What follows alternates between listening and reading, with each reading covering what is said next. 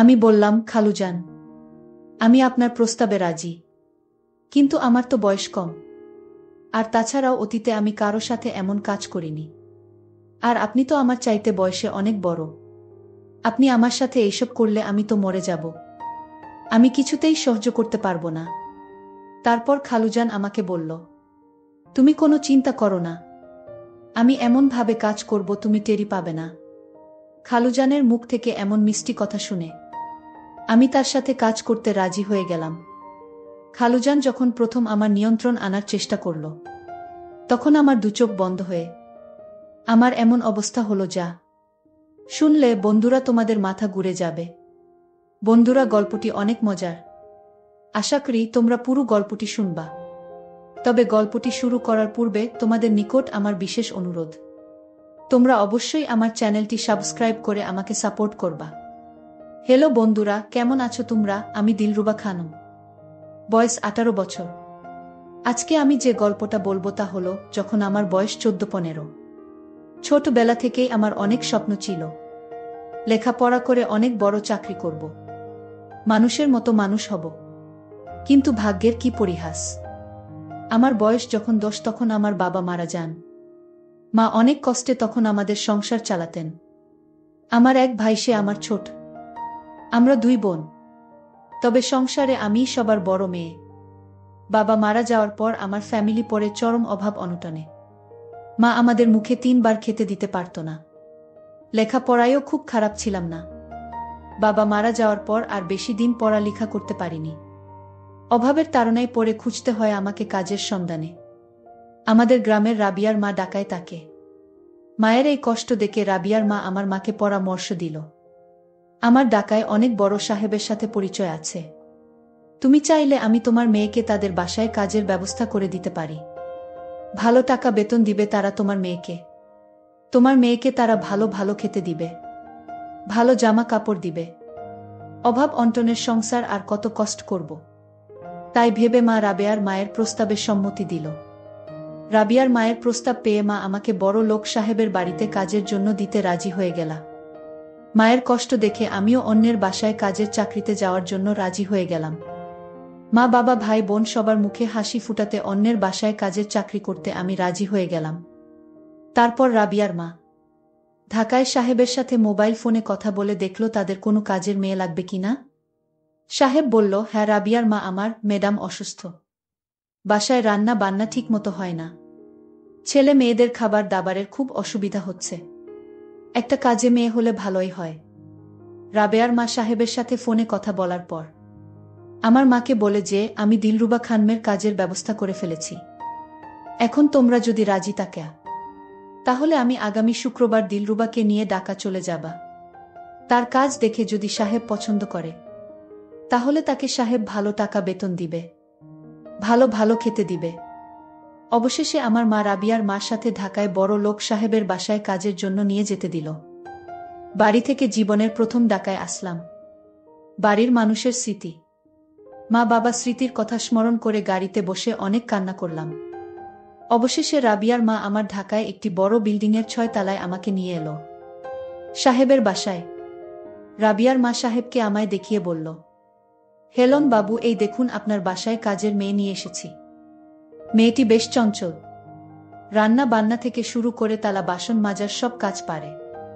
তারপর হেলন বাবু আমার দিকে চেয়ে আমাকে খুব ভালো করে দেখল। হেলন বাবু লোকটি অনেক সুন্দর, হ্যান্ডসাম।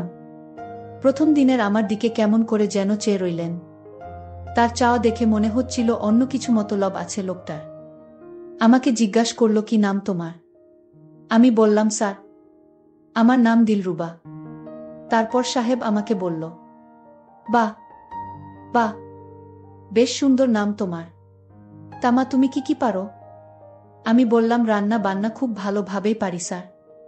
তখন সাহেব আমাকে বলল, দিলরুবা, তুমি আমাকে স্যার বলবা না, আমাকে খালুজান বলে ডাকবা। আমি বললাম, আচ্ছা ঠিক আছে। তারপর রাবিয়ার মা আমাকে খালুজানের বাসায় রেখে চলে আসেন। খালুজান একটি কোম্পানির বড় পোস্টে চাকরি করে। শুক্রবার তার সাপ্তাহিক ছুটি। আমি প্রথম দিন থেকেই তাদের বাসায় কাজ শুরু করে দেই। প্রথম দিন তারা আমার কাজ দেখে অনেক খুশি হলেন। খালু জান আমার কাজ দেখে অনেক প্রশংসা করলেন। পরের দিন খালু জান আমার জন্য কিছু ভালো ভালো জামা কাপড় মার্কেট থেকে কিনে আসলেন। আমি এরকম জামা কাপড় আর কোনোদিন পরি নাই। মনে হচ্ছিল বেশ ছোট ছোট জামা কাপড়। আমি বললাম, খালু জান, এরকম ধরনের ছোট ছোট জামা কাপড় আমি পরতে পারবো না, আমার লজ্জা লাগে। আমি গ্রামে থেকে বড় হয়েছি, গ্রামে বড় বড় জামা কাপড় পরেছি, তাই এরকম ধরনের জামা কাপড় পরলে আমার কাছে কেমন কেমন জানি লাগে। খালুজান বলল, আরে মা, একটু স্মার্ট হওয়ার চেষ্টা করো।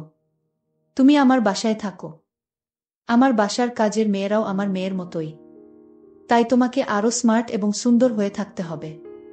সব সময় পরিষ্কার পরিচ্ছন্ন হয়ে থাকতে হবে। আমি পরিষ্কার পরিচ্ছন্ন এবং স্মার্টনেসকে পছন্দ করি।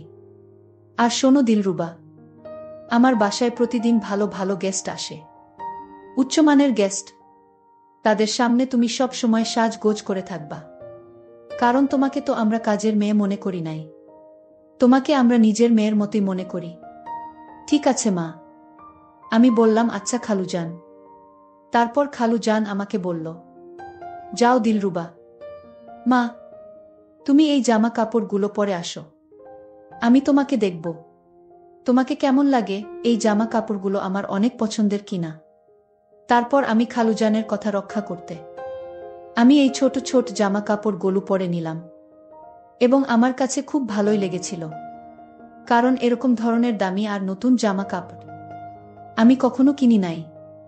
জামা কাপড়গুলো পরে যখন খালুজানের সামনে আসলাম, তখন খালুজান আমার দিকে এমনভাবে তাকালো, মনে হলো যেন খালুজানের চোখে আমি এক স্বপ্ন সারথি, স্বপ্নের অপ্সরা। তারপর খালুজানের এমন চাওয়া দেখে আমি বললাম, খালুজান, আপনি আমার দিকে এমনভাবে তাকিয়ে আছেন কেন? আমাকে কি আপনি নতুন দেখছেন নাকি? তারপর খালুজান বলল, না মা, তোমাকে নতুন দেখছি না, দেখছি তোমাকে কত সুন্দর লাগছে। তুমি কত সুন্দর একটা মেয়ে।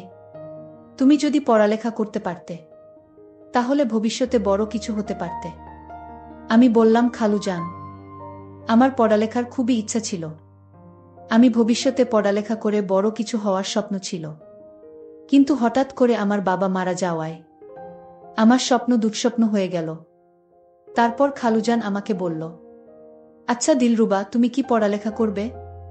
আমি যদি তোমাকে স্কুলে ভর্তি করে দেই, আমার বাসার টুকিটাকি কাজ যেগুলা করবে, আর বাকি অবসর সময় পড়ালেখা করবে, পারবে তো সবকিছু সামলাতে? আমি বললাম, খালুজান, জি অবশ্যই পারব, আপনি যদি আমায় একটু হেল্প করেন। প্রথম প্রথম খালুজানকে তো ভালোই মনে হলো। কিছুক্ষণ ভেবে আমি আরো বললাম, খালুজান, পড়ালেখা করলে তো অনেক টাকা লাগবে, আমি এত টাকা পাবো কোথায়? খালুজান বলল, দিলরুবা, তুমি টাকার চিন্তা করো না, আমি তোমাকে সব কিছু দিব, তুমি শুধু আমাকে একটু একটু বলেই খালুজান থেমে গেলা। আমি বললাম, খালুজান, একটু কি? তারপর খালুজান চুপসে গেল। খালুজান কি যেন ভাবতে লাগলো, মনে মনে অনেক ভেবে হঠাৎ করে কোনো এক কাজের কথা বলে চলে গেল। আমি বুঝতেই পারলাম না খালুজান একটু দ্বারা আমাকে কি বোঝাতে চেয়েছিল। সেই রাতে আমি যখন আমার রুমে ঘুমিয়েছিলাম, আধ ঘুমের মধ্যে হঠাৎ আমি অনুভব করি রাতের অন্ধকারে কেউ আমার রুমে প্রবেশ করে আমার সাথে কিছু একটা করার চেষ্টা করছে। মনে হচ্ছে আমাকে মেরে ফেলার প্ল্যান করছে। তারপর আমি লাইট অন করে দেখি খালুজান। আমি বললাম, খালুজান, আপনি এত রাতে আমার রুমে কি করছেন? খালুজান বলল, না, কিসের যেন একটা শব্দ পেলাম, তাই আমি ভাবলাম আমাদের বাসায় নাকি চোর ঢুকেছে। চোর মনে করে আমি তোমার এখানে আসলাম, কিন্তু এখানে এসে দেখি কিছু নেই। আচ্ছা ঠিক আছে, আমি চলে যাই, তুমি ঘুমাও। পরের দিন খালুজান আবার আমার জন্য একটি স্বর্ণের আংটি এনে আমাকে বলল, দিলরুবা, চোখ বন্ধ করো, তোমার জন্য একটা পুরস্কার আছে। আমি বললাম, খালুজান, কি এমন জিনিস এনেছেন আমার জন্য? তাও আবার আমার চোখ বন্ধ করতে হবে? ওমা, চোখ খুলে দেখি চকচকা স্বর্ণের একটি চেইন। আমি স্বর্ণের চেইনটি দেখে অনেক আনন্দে নাচতে শুরু করলাম, আর খালুজান আমার নাচার দৃশ্য খুব ভালোভাবে দেখতে লাগলেন। দেখতে দেখতে এভাবে কেটে গেল একটি মাস। তারপর খালুজান আমাকে একটি স্কুলে ভর্তি করে দিল। আমি যদিও ক্লাস করতে পারতাম না, কারণ ক্লাস করলে বাসায় কাজ করবে কে? খালুজান বলল, পরীক্ষার সময় পরীক্ষা দিবা, আর বাসায় মনোযোগ দিয়ে পড়াশোনা করবা। এইভাবে চলতে লাগলো আমার জীবন। হঠাৎ রাত 12টার সময় খালুজান আমাকে তার রুমে ডেকে নিয়ে বলল, দিলরুবা, তোমার সাথে আমার কিছু কথা ছিল, খুবই গুরুত্বপূর্ণ কথা। এখন কথাটা যে কিভাবে আমি বলবো তা আমি বুঝতে পারছি না। জানি না এই কথাটা বলার পর তুমি আমাকে কেমন ভাবো। আমি বললাম, খালুজান, আপনি নিঃসন্দেহে বলেন, আমি আপনার সকল কথা রাখার চেষ্টা করব।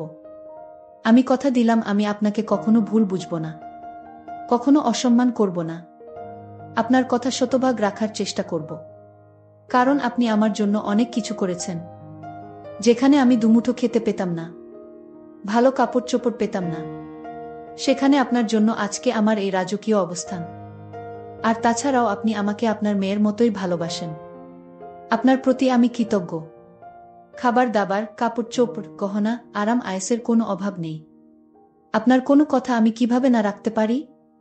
তারপর খালুজান আমাকে বলল, দেখো দিলরুবা, তোমার খালা আজ 10টি বছর ধরে এভাবে অসুস্থ হয়ে পড়ে আছে।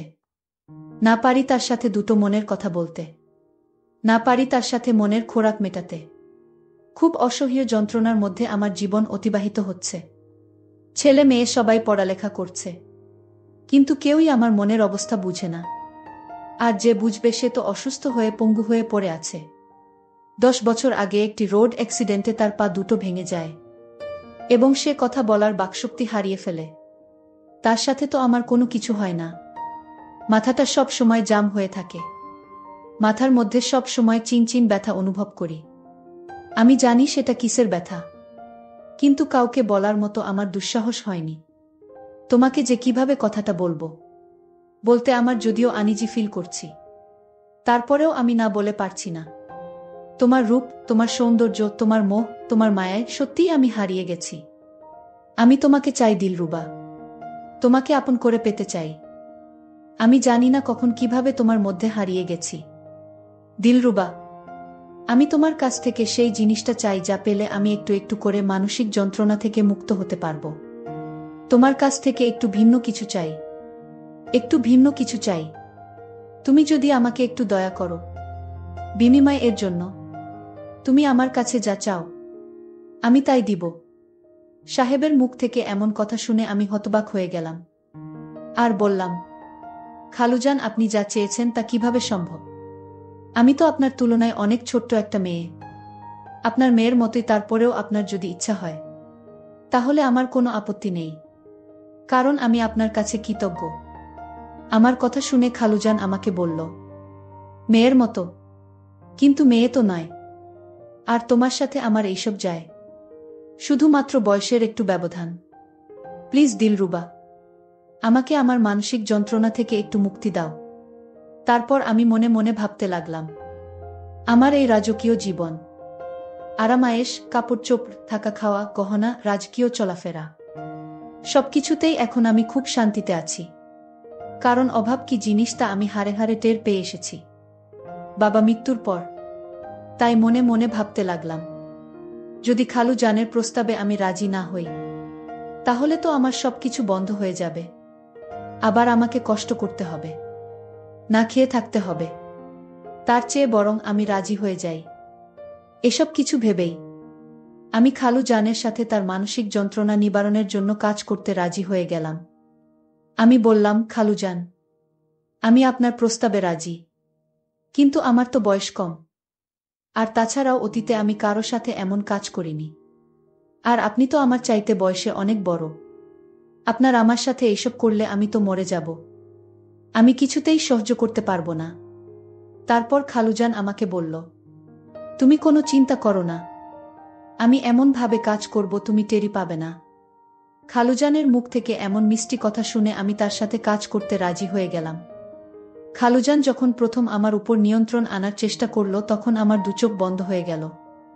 আমি খুব কাঁদতে শুরু করলাম আর খালুজানকে বললাম একটু সহনশীল হওয়ার জন্য। খালুজান আমার কাকুতি মিনতি শুনে 2 মিনিটের জন্য সহনশীল হয়, তারপর আবার পাগলের মতো আচরণ শুরু করে। আমি তখন প্রায় অজ্ঞান হয়ে যাওয়ার মতো অবস্থা হলো। এবং এক পর্যায়ে প্রথম দিন শেষের দিকে আমি অজ্ঞানী হয়ে গিয়েছিলাম। তারপর খালুজান তার মনে স্বাদ পূরণ করেই দিল। এরপর থেকেই আমি খালুজানের সাথে একেবারেই ফ্রি হয়ে গেলাম। খালুজানও আমাকে আপন করে পেয়ে অনেক খুশি। এইভাবে কৌশলে ফেলে খালুজান আমার সাথে দুইটি বছর প্রায় প্রতিদিন রাতেই আমার সাথে মেতে উঠত এক নিষিদ্ধ লীলায়, যে লীলা সম্পূর্ণ ছিল আইন, ধর্ম, বর্ণ বহির্ভূত। বন্ধুরা, পরিশেষে আমি প্রায় দীর্ঘ 2টি বছর পর আমার ভুল বুঝতে পেরেছিলাম। কিন্তু তখন বুঝলে তো আর কোনো কাজ হবে না। আমার জীবনে আমি যা হারাবার তা হারিয়ে ফেলেছিলাম। আমি তাকে অনেক বিশ্বাস করেছিলাম, আর সে বিশ্বাসের ফলেই সে আমাকে এক প্রকার ইমোশনাল ব্ল্যাকমেইল করে আমার জীবনের সবচেয়ে দামি সম্পদটাকে কেড়ে নিয়েছিল। তারপর বন্ধুরা, ওইখান থেকে আমি একেবারেই কাজ ছেড়ে চলে আসলাম।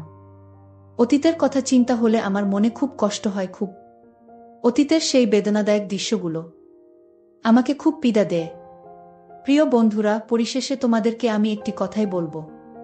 তোমাদের চলার পথে তোমাদের অনেক লোকের সাথে বিভিন্ন ধরনের সম্পর্ক হতে পারে, কিন্তু কাউকে তোমরা মন থেকে বিশ্বাস করে তাদের মিষ্টি মিষ্টি কথায় এমন কিছু দিও না যার জন্য তোমাদের সারাটি জীবন অনুশোচনা করতে হয়। আর সবাইকে অন্ধের মতো বিশ্বাস করা ঠিক না। আর যদিও তোমরা বিশ্বাস করে থাকো, তাহলে তোমাদেরকে সারা জীবনের মাসুল দিতে হবে। বন্ধুরা, আজকে এই পর্যন্তই। আবারও আসবো তোমাদের মধ্যে নতুন কোনো ভিডিও নিয়ে। ভিডিওটি যদি তোমাদের ভালো লাগে তাহলে একটি লাইক দাও। প্রতিদিন আমি তোমাদেরকে একটা করে নতুন গল্প উপহার দিব, তাই তোমাদেরকে অনুরোধ করে বলছি, তোমরা যদি এই রকম ধরনের ইন্টারেস্টিং গল্প পেতে চাও তাহলে দয়া করে আমার চ্যানেলটি সাবস্ক্রাইব করো। পরিশেষে তোমাদের সকলের সুস্বাস্থ্য কামনা করি। ভিডিওটি দেখার জন্য তোমাদের সকলকে অসংখ্য ধন্যবাদ।